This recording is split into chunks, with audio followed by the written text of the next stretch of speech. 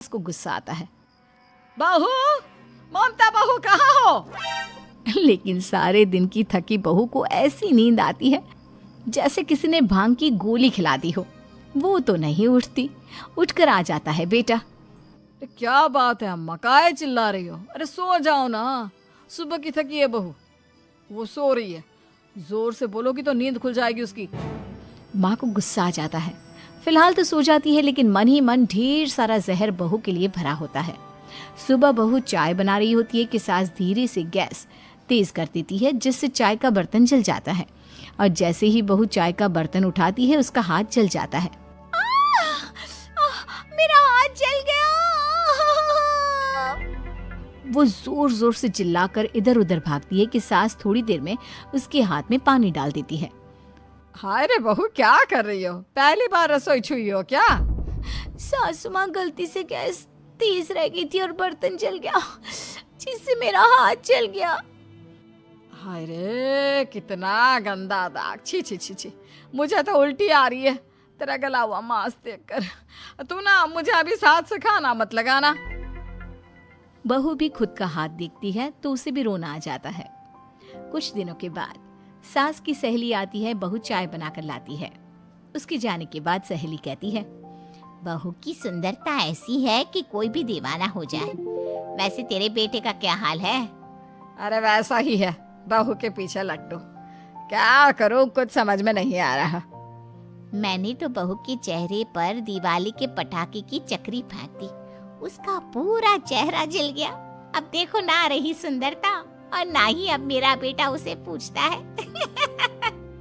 अरे अब तो वो उसे छोड़कर दूसरी भी देखने को बोल गया है मुझे। बहू सारी बात सुन रही होती है। आंटी एक बात बताइए, क्या भरोसा है कि दूसरी सही आए और आपके अनुसार रहे? देखिए आंटी, मेरी सासू माँ को गलत बात सिखाने की जरूरत नहीं है। हमारा परिवार साथ में खुशी से रह रहा है। देख बहू, मेरी सहेली की बेइज्जती ना कर, वही अच्छा रहेगा तेरे लिए, समझी? बहू नहीं मानती है। वो बार बार उनकी सहेली को घर से निकल जाने को कहती है। तभी सास की सहेली पास के चूल्हे से लकड़ी लाकर बहू के चेहरे पर लगा देती है। बहू जोर जोर से रोने लगती है। अरे ये क्या कर दिया?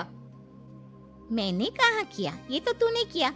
तू ही नहीं चाहती थी कि बहू बेटे के साथ रहे, भला मैं क्यों करूंगी?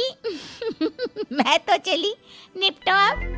बहू रो रही होती है, दर्द से चिल्ला रही होती है, लेकिन सास उसे डॉक्टर के पास नहीं ले जाती। तभी पति आता है। क्या हो गया ममता? ये दाग कैसे लगा? तुम कैसे जली? ममता कुछ नहीं कहती, बस दर्द से करा रही होती है। पति माँ की तरफ देखता है। हो ना हो माँ, ये पक्का आपका काम है। आप ही ममता से जला करती थी ना। देखना माँ, अब पुलिस आएगी, केस बनेगा, लेकिन पहले मैं ममता को अस्पताल लेकर जा रहा हूँ। सभी अस्पताल जाते हैं, जहाँ डॉक्टर ममता की सास से कहते हैं, आपने तो नहीं जलाया ना बहू को? अब ममता की सास के तो पसीने छूट रहे होते हैं। वो घबरा कर कहती है, ना ना डॉक्टर साहब, कैसी बात करते हैं? हम क्या जलाएंगे अपनी बहू को? डॉक्टर ममता के पति से पूछते हैं, देखिए, क्योंकि ये ससुराल में जली है तो मामला पुलिस का बनता है, तो आप पहले पुलिस को बुलाइए, तभी इलाज पूरा होगा। सास डर जाती है कि अब तो बच्ची जिंदगी जेल में ही रहना होगा। रहने दीजिए ना, पुलिस को क्यों बुलाना? सारी हंसी खत्म हो जाएगी जब पुलिस के डंडे पड़ेंगे। बहू को जलाना भले ही बहुत आसान हो, लेकिन उसके बाद सारी जिंदगी जेल की हवा खाना। सास डर जाती है। पुलिस आती है। पास लेटी दर्द से करा रही ममता स्टेटमेंट देती है। तो क्या हुआ था? कैसे जली आप? ममता पास खड़ी सास को देखती है। बेटी बताओ, कैसे जल गई तुम? ओए, काका का किरण वाली शाहरुख, चुप, बिल्कुल चुप। सास चुप। सभी इंतजार करते हैं कि ममता क्या बोलेगी। जी मैं खाना बना रही थी, लकड़ी उड़कर मेरे ऊपर गिर गई और मैं जल गई। सास बहू की बात सुनकर रोने लगती है। देखा माँ, कितनी समझदार है ममता। ये चाहती तो, हाँ बेटा, ये चाहती तो मैं आज जेल में होती। मुझे माफ